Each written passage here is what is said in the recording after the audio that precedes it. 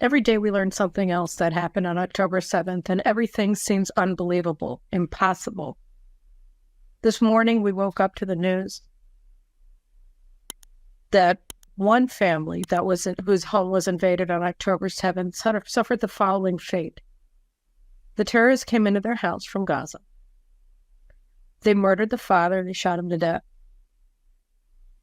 They turned on the oven to full heat. When it was piping hot, they threw in the baby.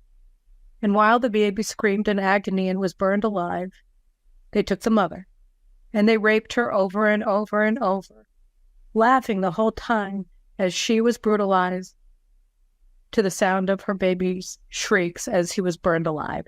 That was just one family. And you know how we know it? We know it because it came out in a speech by the head of Zaka to one of the first rescue teams to the Republican Jewish coalition yesterday in Las Vegas. And every time there's a new story and we relive the trauma again, but we simply can't imagine, we, humanity, that this happened in Israel in 2023. This is, as Victor Davis Hanson said on my show last week, this is pre-civilizational barbarism. This is something that nobody ever anticipated seeing in our lifetimes because nobody's ever seen this before anywhere, but here it is. It happened in Israel. They cooked a child.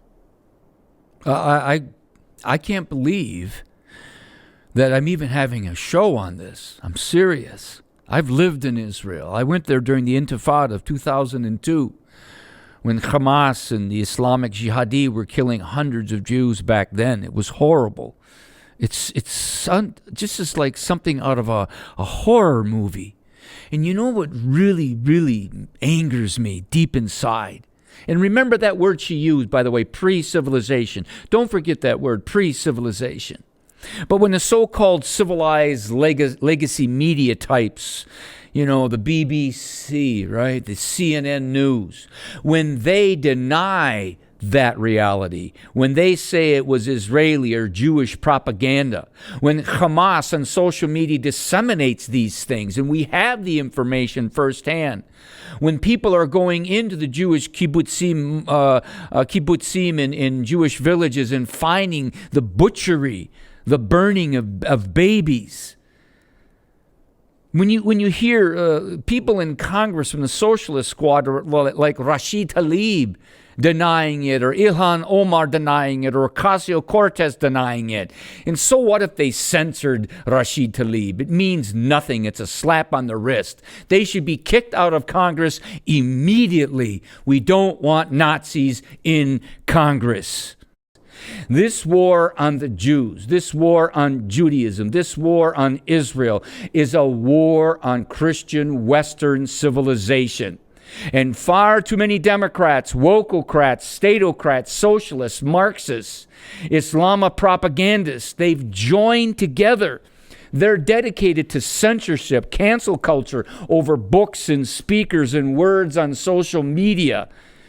And these lies are being perpetuated by legacy media, the MSNBCs and the BBCs of the world. They're propagandists for Hamas, for evil.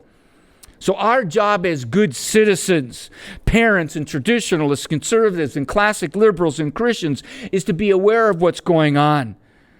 To develop your worldview and your thinking in such a way that we can defeat the enemy before the enemy defeats us and takes our children and destroys our beautiful republic under God and any semblance of life and liberty in the land.